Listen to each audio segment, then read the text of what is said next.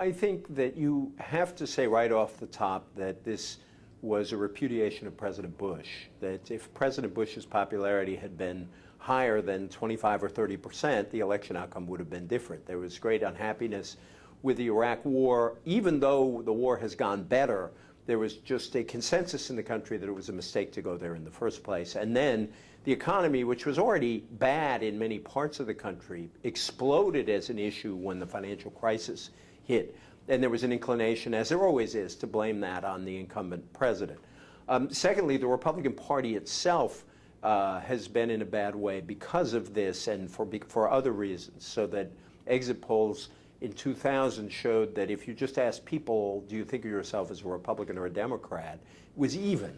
This time the Democrats had a 7-point advantage. That's a huge tug down on McCain in this election.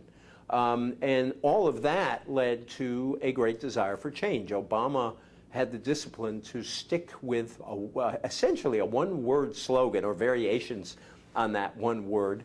You know, first change we can believe in, then at the end change we need. And that perfectly captured the mood. This may be an impossible question to answer, but was Bush a greater motivating factor in this election than Obama?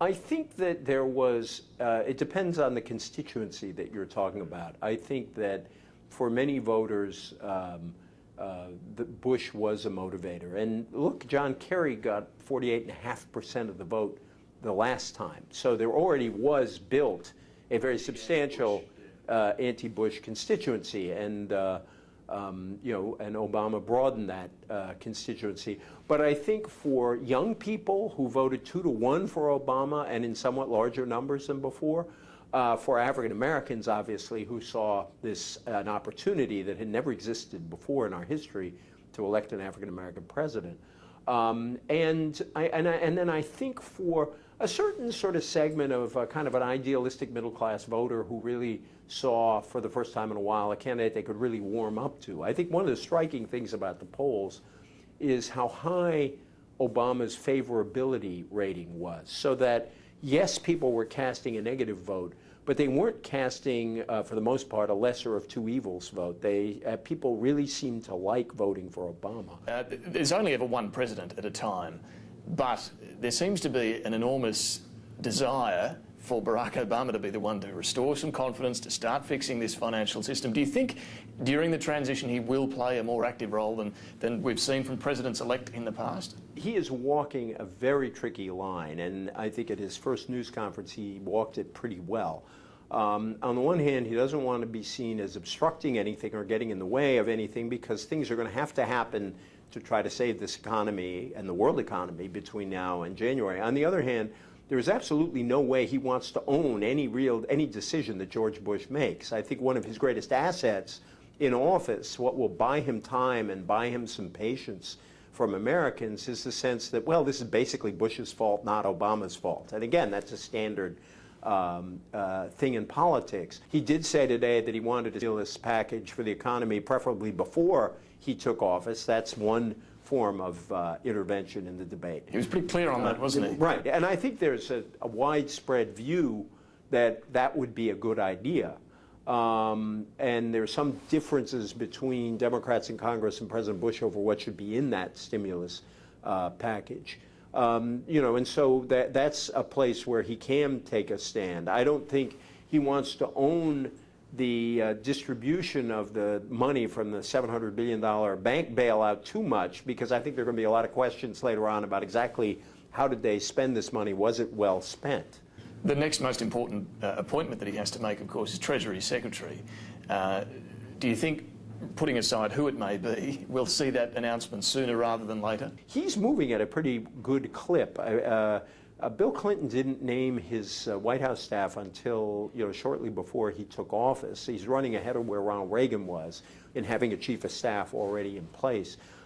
So my hunch is, from what I know of how much planning there was before the election, I think he's going to move more quickly than most new presidents in naming an administration. And yes, I think there'll be a Secretary of the Treasury sooner rather than later. And when it comes to the other appointments, he has promised to reach across the aisle. Do you think it will be only tokenistic, this bipartisan cabinet that he puts together, or will we really see Republicans taking senior posts?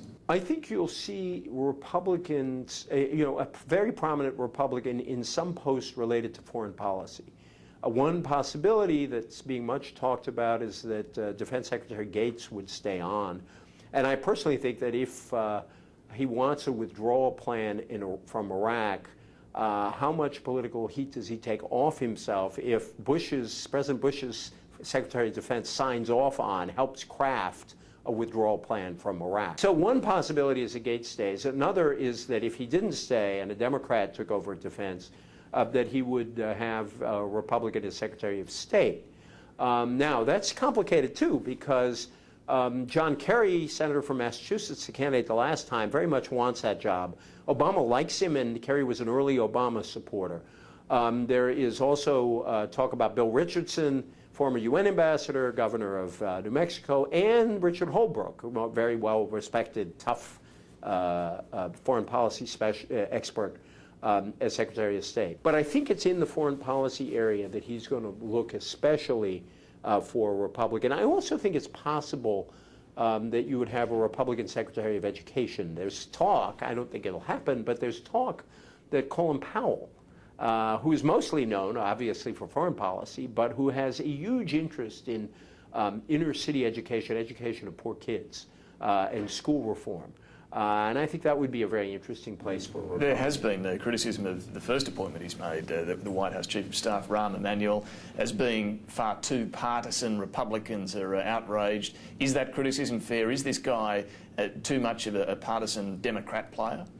Rahm Emanuel is very tough and very smart. My favorite line on Rahm Emanuel is from someone who worked in the Bush White House with him, actually a guy called Bruce Reed, who spent a lot of time in Australia, who once said, if you don't hate Rahm, you love him. And what was funny about the reaction to Rahm is he got hit from the right, Republicans saying he's too partisan, but he also got hit from the left, from progressives who said he's too centrist. I think that it is potentially a very smart choice. I think, I have a lot of respect for Rahm, and I think that he knows how the White House works, he knows how Congress works, and by being such a tough guy, I think that's something the more conciliatory Obama could actually use. I think that the metaphor being used a lot, which I think is true, is the soft cop and the tough cop together. Good cop, bad cop, and Rahm is a good bad cop, and lets Obama be a nice cop. I want to ask you about the parallels that exist between Barack Obama's victory and Kevin Rudd's victory last year in Australia, because there are some similarities in ousting an unpopular conservative leader and offering that change and new direction that both talked about in their election campaigns. Do you think there are strong similarities between the two? I do, and in fact, when I watched Kevin Rudd's campaign from here as it was going on, I told a lot of friends that I think this is the model for the campaign the Democrats should and probably will run the next time. That slogan of his, new leadership, fresh ideas, was very smart. Obviously, you could argue it didn't itself have a lot of specific content, but yet it captured a mood, and so that's one piece. Second piece is generational change. That when you looked at the results of Kevin Rudd's victorious election, he drew a generational line across Australia. He was much, much stronger among younger Australians than among older Australians, just like Barack Obama was. They are both on the broadly progressive side of politics, but have moderate and pragmatic streaks and sold themselves that way. They are on the younger end themselves if you look at political figures. So I think there are some very strong parallels. And someday I'm going to ask somebody in the Obama operation, did they study Rudd's campaign at all? And also the way Kevin played, the Prime Minister played the personality card with Kevin 07 in those T-shirts. There was a personality element in both campaigns. And now in government, what we've seen from Kevin Rudd is a pitch to try and be socially progressive but economically quite conservative, to try and not follow the traditional Labor path of spending too much. Do you think that balance of fiscal conservatism with social progression is something that a model that Barack Obama may also follow? Well, actually, I don't think there are any fiscal conservatives in the country right now, because there is such a broad consensus, including among fiscal conservatives, that the government is going to have to spend quite a lot of money to get us out of this economic mess. And in Australia, we've seen the conservative side of politics go through some soul searching, and that clearly will happen here now. Do you think the Republicans will continue down the, I guess, Sarah Palin path of the religious right and that base of the party, or do they need to shift to try and grab a hold of a new breed of voter that's out there, perhaps more fiscally conservative but independently minded?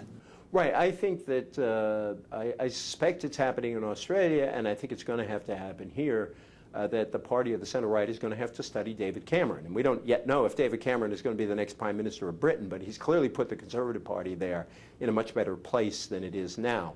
I think eventually they'll get there, but I don't think the Republicans, at least, will get there in the short run. There are a lot of Republicans saying our problem is Bush wasn't conservative enough. He ran a big deficit. We had big government. He put through this drug program for the elderly. We got to become more conservative in that way. Clearly, the religious conservatives are an important part of the Republican coalition, although you saw, particularly among younger evangelical Christians, some defections. Obama, among evangelical Christians under 30, got about 30% of the vote, which was a big improvement over the last time. And I think for the moment there are, again, clear similarities between Australia and the United States, because the coalition has had a lot of leadership problems. There's no obvious leader of the coalition now. They're trying to figure themselves out, and I think the Republicans are going to be at sea like that for a little while. I have a hunch that eventually the governor of a state, we have much more of a tradition here than in Australia of state governors becoming national figures. Governors tend to be pragmatic by nature, and I think it'll take a governor to try to refashion conservatism into something that's a little more moderate. I also think the Republicans have to be more open to racial and ethnic minorities than they are. 90% of John McCain's vote was white. Only 61% of Barack Obama's vote was white. The United States is a more diverse country now than it used to be, and I think the Republicans need some purchase on ethnic minorities, and they can't possibly. It's very hard to win when 98% of African Americans are voting against you. E.J. Dionne, thank you very much. It's great to be with you.